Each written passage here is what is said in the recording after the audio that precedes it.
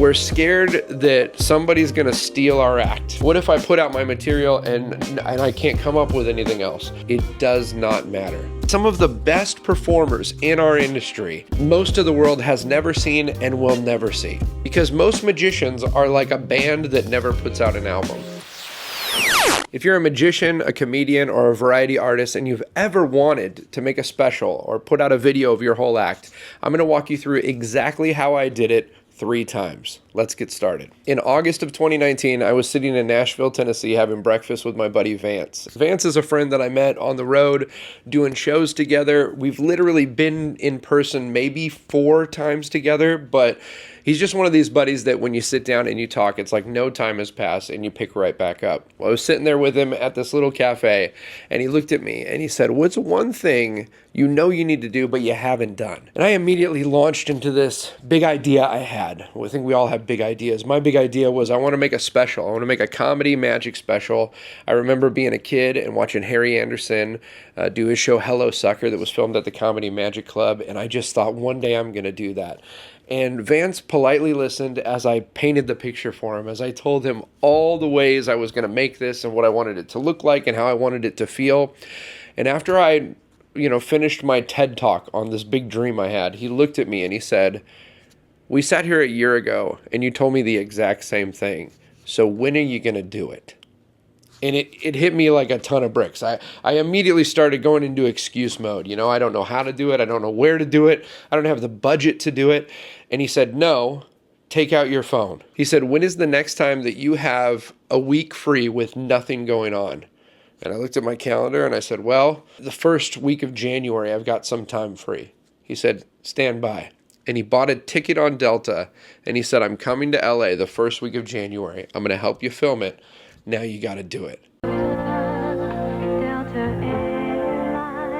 That conversation kicked me out of just sitting there debating, should I put video out? How do I do it? When do I do it? And it launched me into this new process I have now of writing shows, filming them, putting them out. And I hope that this video does the same for you, because I believe that magicians especially, comedians have already not locked this in, right? So if you're a comedian, you're probably going to get some helpful tips on the process of how I went about making specials.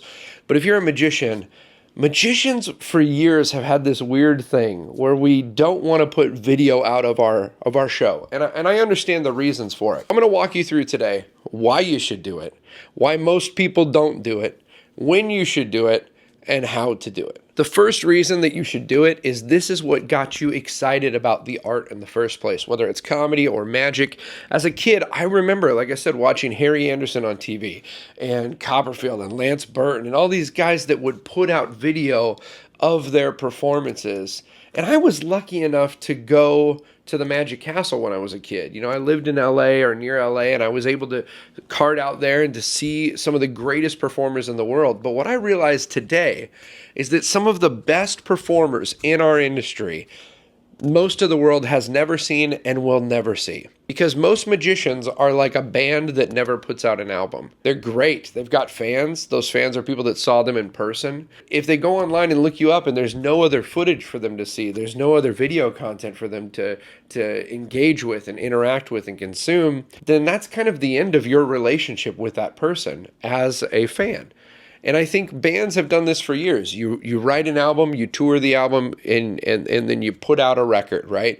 And comedians have done this over the last 10, 15 years, where they write an hour, they do the hour, and then they put it out. Most magicians, we struggle with this idea for a few reasons. Number one, we're scared that somebody's going to steal our act. Right? Most magicians are terrified, and they won't tell you this, but we all talk about it backstage.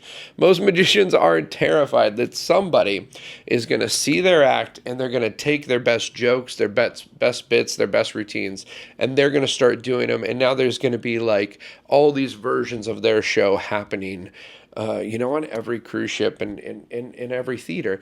And the truth is, I don't think that's the case. When I was a kid, I emulated the performers that I really liked. I became fans of Lance Burton and Doug Henning and different performers, and I would try to do the things they did. And you try them on. I think all young magicians at one point had a tuxedo because we saw someone wearing a tuxedo. The only way you can learn what you like is by seeing what other people do. Now, is it true that in the business of magic, there are some performers that don't have the best, morals regarding this, and they'll just take a joke that was someone else's? Absolutely. Let me just look you in the eye and say, it does not matter. It does not matter. Charlie Fry, I talk about this with my buddy Mark James all the time, but Charlie Fry has one of the best acts in the business. And Mark asked him, are you worried about people stealing your act? And Charlie said, if you can do my act, go for it. Because he has such skill that nobody can copy him. The amount of work that would need to be put in to blatantly do his act, no one's willing to do that. People who are wanting to put in that much work, they're also wanting it to be personal and be theirs. So don't worry about someone else taking your act, okay? That's the number one reason that most magicians never put stuff out, is that somebody else is going to see it and now they're doing your act and they're going to steal it. Will that happen with a few people? Maybe. Does it matter? Absolutely not. I've had videos sent to me that friends have seen someone else doing a routine that I do, and they send it to me and be like, so-and-so's doing your bit. And I watch it, and technically they're doing the same trick. Technically they're saying some of the same words. It's not the same thing at all, because the best part of my show is me, and the best part of your show is you. And nobody can take that away. And if you're worried about thievery, just put more of yourself in it. That's another topic for later. When it comes to putting video out, the benefits of putting out video of your act are so much better than the negatives that might be there. Other people are concerned that if they put their act out and they do that same act on the road, is that going to negatively affect them? And I do agree with this. If you're doing theater shows, if you're doing ticketed shows, and you put a full video of your act out, and people love that, and then they come see you, and you're doing the same exact show, they'll still have a good time, but they're not going to buy a ticket to see you again because they think they've seen that already. If you're doing corporate events, or you're doing trade shows, or you're doing events where you're being brought in as a guest entertainer, and the audience didn't come planning to see you, I don't think that matters as much. Now, my motto has been this. I'm doing what I've seen my comedian friends do for years with comedy. I'm just applying that to magic. I write a show, I work on it, I polish it, and then I put it out, and then that video lives out there. And some people will see the video, and then they'll either buy a ticket to a show, or they'll find out I'm going to be at an event and they'll watch the video before then. What happens often is I meet people for the first time when I walk on stage because they didn't know they were going to see me. They like it, and I say, hey, if you like this, I've got 3 other shows online, and they can go watch that. So my motto has been polish the material, put the material out, and then write new material. Now you may be thinking to yourself, what if I put out my material and I can't come up with anything else? I don't think that's the case for most creatives. Most ideas, whether it's a book or a performance piece or a joke, once you put that thing out there into the world, once it's not the thing that you're dependent upon saying every night, it's amazing how new ideas show up. When I put out my first special, and we'll get into the process of how I did that. But when I put out my first special, I was terrified because I had spent my entire life coming up with these routines. And that is the move that most magicians do, is we write an act, we do that act forever. I don't want to do that. I want to make new things, and I love the creative process. And the best way to force creativity is to take your old material and make it available for other people to see. Put it out there. The minute that I put that special out, I was flooded with new ideas. So my first special is on Amazon. It's called Chasing Wonder. When I put that special out, that was all the best routines and jokes and stories that I had at the time. 2 years later, we filmed my second special, which is on YouTube. It's called Enjoy the Ride. You can watch it right here. All of that material came after I released the first batch of material. When I put that material out, all of a sudden I had new ideas. And then I just released a 30-minute video for my Chicago Magic Lounge show on here. And none of that stuff was things I was doing. I wasn't telling those stories or those jokes or doing those routines. a year and a half ago, those didn't exist. But because I put the material out there, it's like a Pez dispenser with ideas. The candy, the Pez dispenser, inside there, you see all these candies stacked up, but all you can focus on is the one at the top. In fact, when you lift the little top of the Pez dispenser, you just see one candy. If you didn't know there were more down there, you think, oh, I've only got one candy left. But you take that candy out and another one pops into place. That's the way it is with ideas. The more you release ideas out into the world, the more ideas will come back to you. And so I would encourage you, if you're hung up on putting out video because what happens if I do and everyone sees it? Well, that's a great problem to have, right? Some of you might be thinking, what happens if I put it out and no one sees it? Well, guess what? It doesn't matter. If you put out a video, whether it's on Instagram or YouTube, and no one watches it, guess what? No one knows that no one saw it. You can't judge what's going to happen with it once you make it. You just have to put it out into the world. Okay, let's go back to the first special that I put out, Chasing Wonder. When my buddy Vance looked at me and he said, you got to do this special, we literally put a date on the calendar. And this was August, so we're talking like, 4 months later, we were going to be filming the special. The first step I did is I looked at, where am I going to do this? Where am I going to film it? And I had a relationship with Dynasty Typewriter in LA. I'd done a lot of shows there, and I knew the theater owners. Jamie and Vanessa are just wonderful humans, and I just thought that's the perfect place to do it. And I thought, but you know what, that's not gonna work for them. They got shows, they got a lot of things going on. They've got, every night of the week, they've got different performers in there. Who am I to ask this? And I just asked, and guess what? It worked out. We were able to work out a situation where I was able to come in and do a show. We ticketed the show.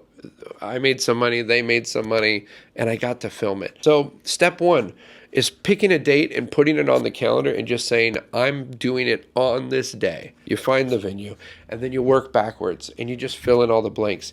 Every special that I've done has been a different type of production. The first special that I filmed in Dynasty, I flew out a crew from the East Coast. Now, I realize that's insane.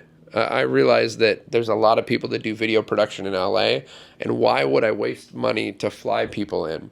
For me, I knew that team. We had done a bunch of corporate events on the road. I had done keynotes with them. They'd seen me do my act. I knew that if they saw me, number one, they already know what we're filming because they've seen me do it. Number two, these guys, they do like high-end event production where they have to do like crash edits, where they're going to film all day for a few days, and at night they're editing, and then on the last day of the conference, you're going to see the video. So I knew that if they were there, if they were the ones filming, I knew we're absolutely going to get it in the can, and I just needed it to be done. And it worked out great. My special that I did in Nashville, Tennessee, Enjoy the Ride, my buddy Chris Ruggiero did that. He brought a team. We got local guys and people that were closer. It saved money on the budget. It was great. We were still able to do a big production, but maybe cost us a little bit less than the first one did. And my last one that we just did, I did it at the Chicago Magic Lounge because Jack, a wonderful videographer and just amazing dude, he's there and is kind of like got a whole setup where he can film people's performances. And I had a new 30 minutes I wanted to put out, and I thought, capture it now. And that worked out great. There's so many different ways you can go about filming. I would say this, the quality of the performance is more important than the quality of the video. Yes, you want it to be as polished as you can. You want it to be like good quality. You don't want to just film it on like an old Nokia, right? But you don't have to spend a ton of money to get really high quality video nowadays. And there's so many ways we could do that, and everybody's situation's going to be different. I talked to one friend who he had an in at a college where they had to do a senior project where the school has these, fantastic cinema cameras, and they needed something to film, and they filmed them do a show. Fantastic. There's so many ways you can go about doing it. My thing right now is just, if you've wanted to do it, and if the material is ready to do it, you should do it as soon as you possibly can. I told you I have this new 30-minute live in Chicago show that you can watch here on YouTube as well. There's a reason I filmed that right now. I believe material is like a bell curve. You've got an idea and you're like, this is going to be great someday, but right now it's not. And then you start to work on it and it gets better and better and better. And at a certain point, there is a point of every joke, every story, every routine where it's as good as it's ever going to get. And I think part of that, especially if you're doing storytelling or you're doing humor, the reason those things work is they're personal and they're relevant and they're timely, you know. But at a certain point, if you tell the same joke for 30 years, it loses some meaning to you, even if the audience is hearing it for the first time. If I'm telling a story that I've worked on and I've developed and is personal and important to me, there's a certain point where that story is as good as it's ever going to be, and then I start to get tired of saying it, you know, and or it loses some of the meaning, or you're trying to recapture the passion that you had when you first started telling that. And so it starts to dip downhill. And the best thing I think you can do is find that moment at the top of the bell curve when your routine is at the best it's ever been and probably the best it ever will be. That's when you want to film it. There's a couple stories in Chasing Wonder that I still will use sometimes at corporate events or if I do a charity event and I just know that story is really going to connect with people. But I can tell you the best version of it ever is on that special because I filmed it when it was at its best. So if you're wondering when to film, when the material's ready. And then everything else you can work out. As far as like short form content, things for Instagram or YouTube shorts, I've started filming every single show.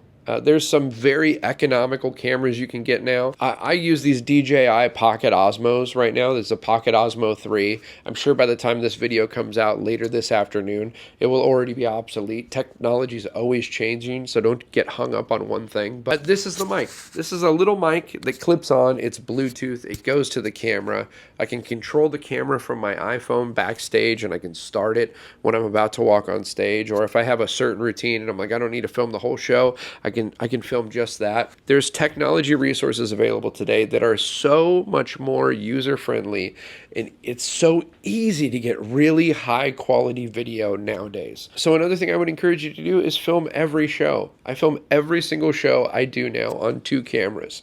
Most of the time, I delete that footage afterward. I know there's guys who are like, I've got footage of every show I've ever done. What a waste of memory cards. Like, what a waste of hard drives. We don't need to see you do the egg bag 4,000 times the same way, right? But every now and then something happens at a show that's unique and different. Not only is this great for helping you develop your ideas and assess your show, sometimes you come up with a line or a joke. And so I'm filming every single show. There's a certain point where I go, this show is starting to get toward the top of that bell curve, and that's when I release it. So if you find yourself in that moment of time where you've been working on an act and you've been doing it a lot and you know it's getting great reactions, you know it connects with people, I would really encourage you to think about filming that, putting it out there, giving people who love you something to share. Some of the best performers in the world are unavailable to see unless you happen to be where they're at. And I just think we're robbing the world. So let's stop hiding. Let's stop waiting. Let's stop making excuses. Let's start putting great stuff out there. And I promise you, it will make a huge difference. Most of my corporate requests, high-end corporate keynotes or performance requests come through Instagram videos that came from specials that I chopped up. Years ago, you would have to send a videotape or a link to a video to someone that might be booking a show. And you hope that the person who gets your link is the person who's going to make the decision, or that they show it to the decision maker and that person feels so good about this video that's like promising, hey, in 3 minutes, this is what I could do if you came. If you just post a whole video of routines, you're crowdsourcing confidence in your business, because now someone who's looking to book a show, they don't have to wonder, well, I saw a clip of people clapping and I saw a testimony of someone saying they liked it. Now they can decide for themselves. And not only that, but they get to see comments and shares. And it's one thing to go, oh, maybe people will like this person if we bring them to our event. Or they can go, oh, this has 3,000 shares on it. Maybe you feel like social media is ruining the world. Maybe you feel like the internet is making it harder for us to connect. I'm telling you, the thing you've been pushing away might be the thing that's going to draw you to people. People are already looking on Instagram. They're already looking on YouTube. When you sit down at night, what do? You flick through your phone and you get fed videos that they think you'll be interested in. How great is it if your performances get fed to people who might love them? I think the world needs to see more great stuff. So please hit record, hit send, hit upload. Let's start sharing our work with the world. They need to see it.